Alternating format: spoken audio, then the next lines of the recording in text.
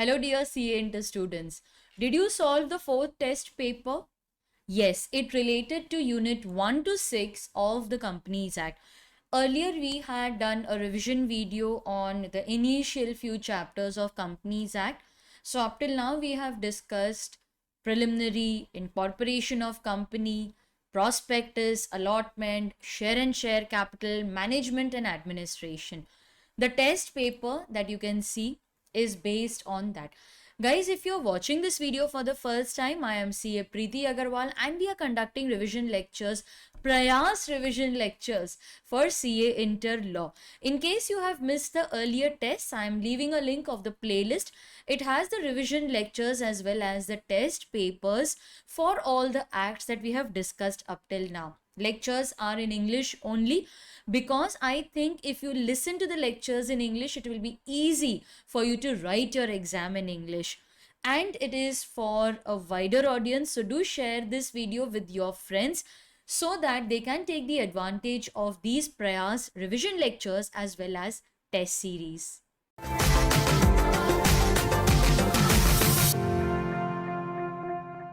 So let us discuss the answers and the marking scheme for test paper 4 unit 1 to 6 of the module.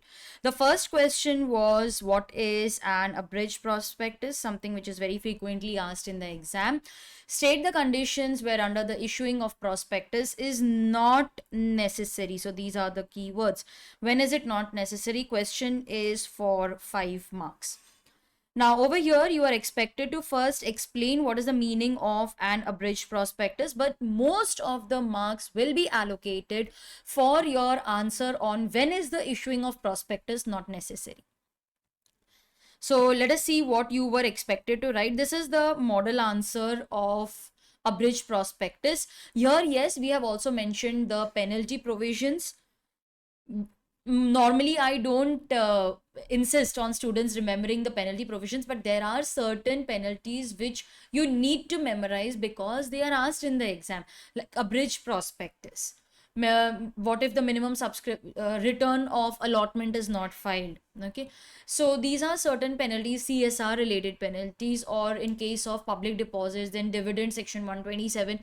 These are certain penalties which, yes, they are frequently asked in the exam, so you are expected to remember. Now, what is an abridged prospectus? It means a memorandum. Let us go on highlighting the keywords. You will give marks for those keywords. All right.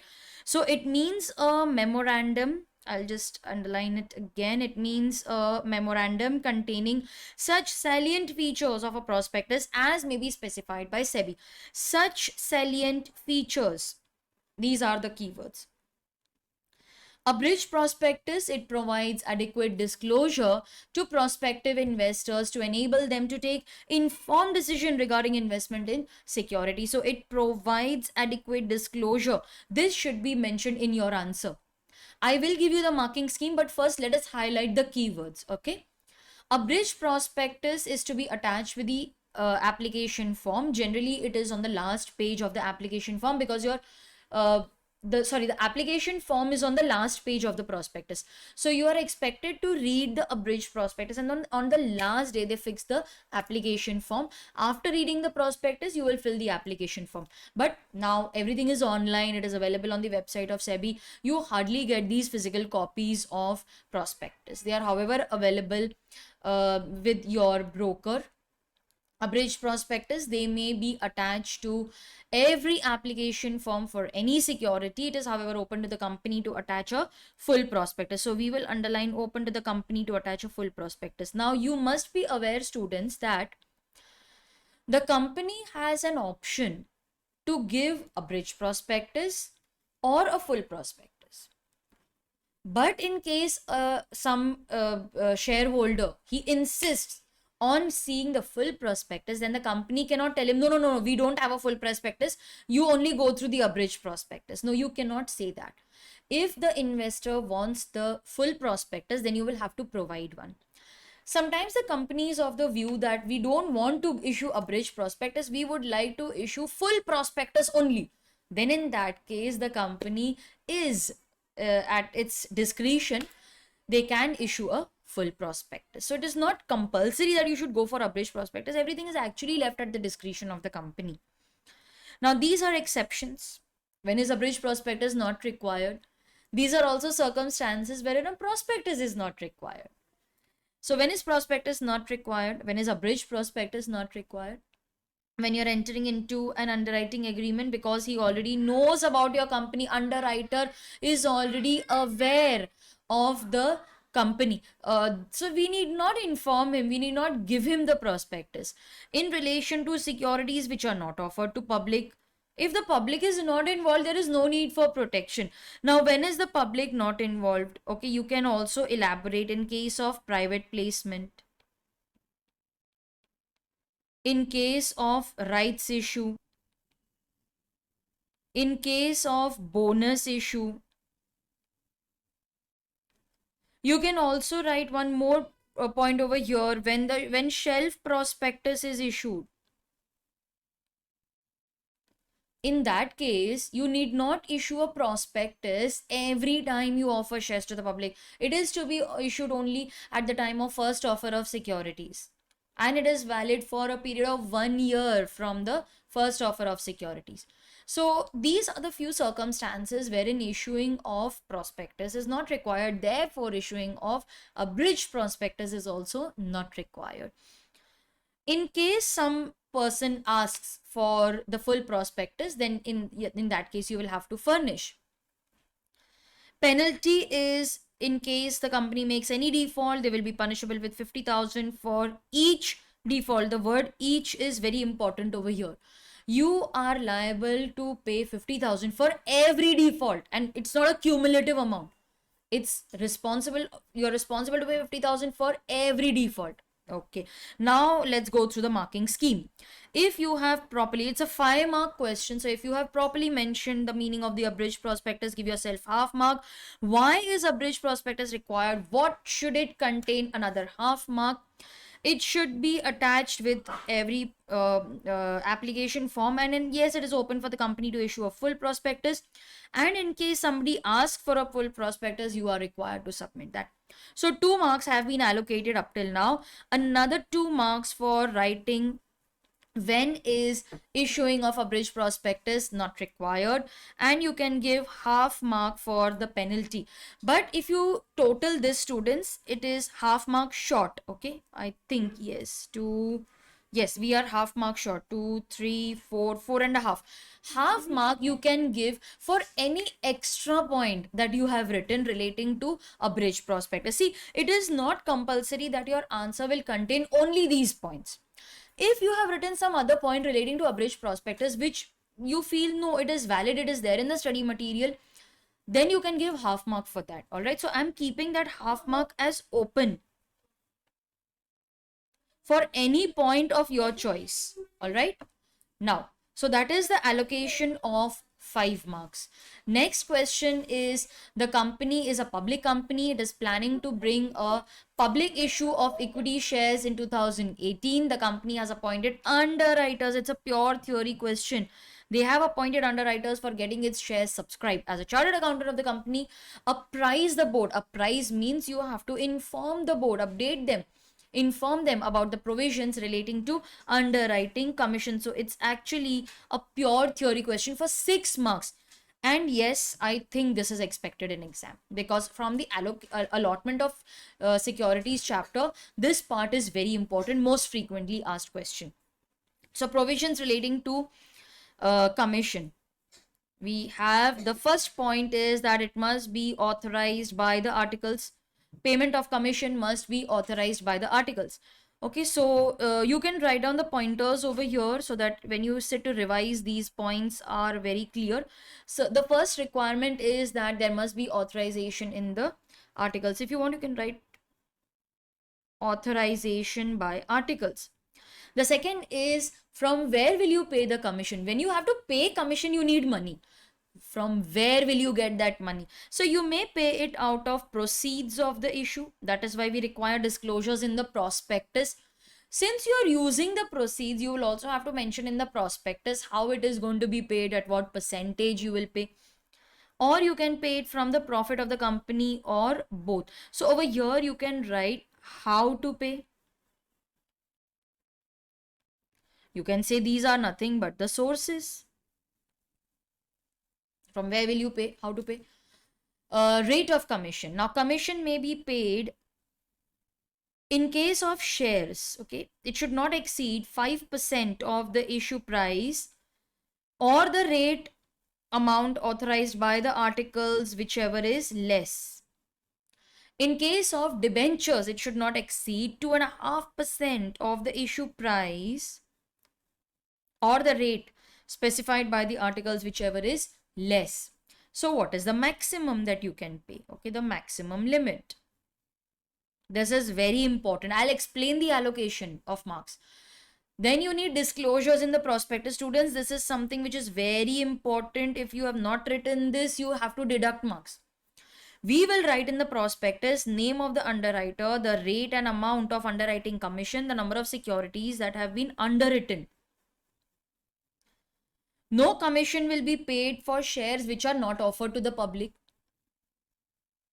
Copy of contract will be delivered to ROC. So copy of contract will be delivered to ROC. This is again an important point. Now let's see the allocation. This is a 6-mark question. If I was the examiner, okay, I would have given 1 mark for this point. That is, how will you pay the commission? Half mark for companies articles should authorize. 2 marks for mentioning the limits. 2 marks for mentioning the disclosure in the prospectus. So 2 plus 2, 4 and 1, 5. Half mark for writing that the copy of contract must be submitted to the ROC. Okay, so I think 2, 2, 4, 1, 5 and 6. Yes, this is how I would allocate. You can say, ma'am, can we give 1.5 mark over here? And can we give half mark for this because we have written it? Yes, that's perfectly fine. So this is how allocation will be made. Did you notice something, students? Most of the marks are for rate of commission and disclosure, because that is one very important point which should be present in your answer. Okay. Then Antariksh, yes, I always expect that this question will be asked in the exam. Section 80 of the Companies Act, notice of charge. Where any charge is created on property or asset of the company, any person acquiring, purchasing, yes, any person purchasing the asset, securities or asset, property or undertaking is presumed to have notice of charge. Students, this is an important provision. Many a time students ask me, ma'am, can we write in our own words? Is it okay if we explain in our own words? Yes, it is okay, but here I insist, please memorize the provisions as it is, because this is something which has to be written in this structure only. According to section 80, where any person is purchasing. Now let's read the question. You must have already read that, of course. Mr. Antariksh purchased a commercial property. At the time of registration, he comes to know that the title deed is not free. At the time of registration, he comes to know about that. And the company is now expressing their inability to get the title deed transferred in his name. Title deed is nothing but an ownership document. You should have knowledge. You should have checked that a charge was created. Explain whether the contention of the company is correct, or will the case go in favor of Antariksh. Now we have already identified that whenever a charge is registered, it's an information in the public domain. You have already registered that charge. When you, third party, enters into a contract with a company, we presume that you have knowledge of the creation of charge right from the date of registration. Okay, from which date do we have knowledge? From the date of registration, not from the date of creation. How will I come to know that the charge is created? I will have to first register it. Only then, on registration, the third party will get notice, right?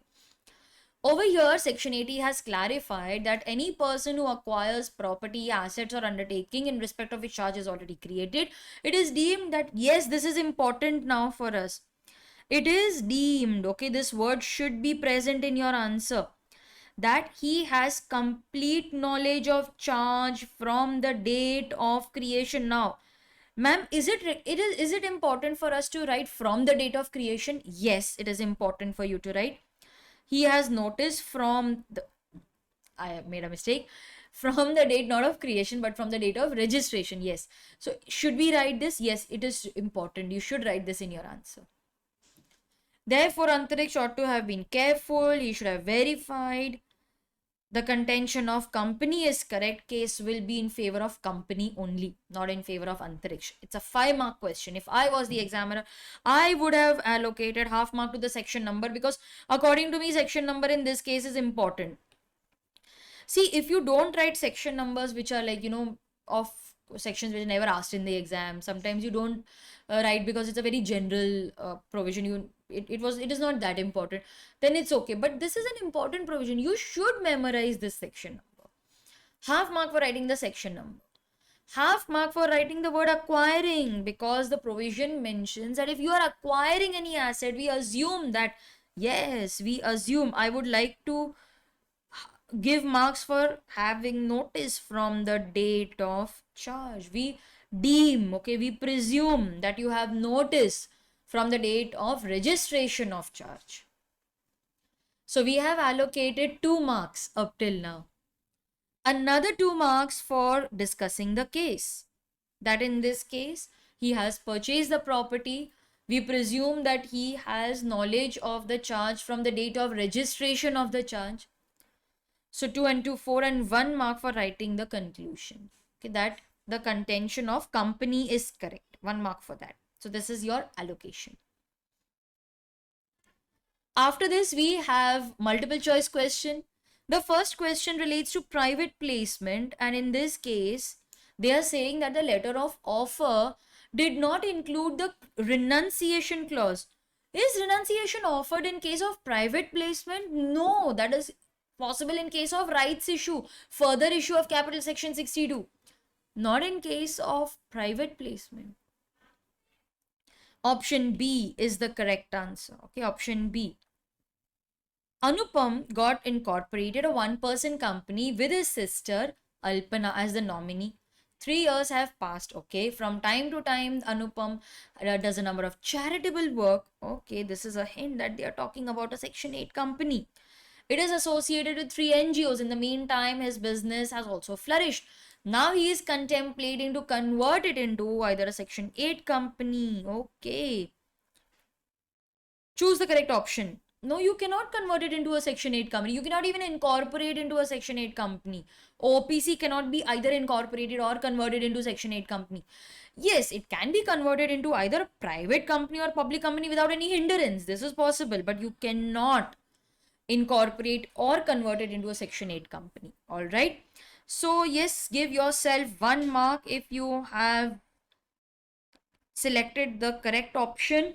Students, please note, students, yes, in case you need more practice, okay, in case you need more practice for MCQ, then we have specially created for you Laksh online practice papers for MCQs. Yes, they have case-based MCQs, normal MCQs, lengthy MCQs, the ones in which your tricky MCQs. We have simple MCQs. We have combination of 300 questions. Okay, so I'm leaving a link of the Laksh online practice papers in the description box. In case you're interested, link will be shared with you within 5 minutes of purchase.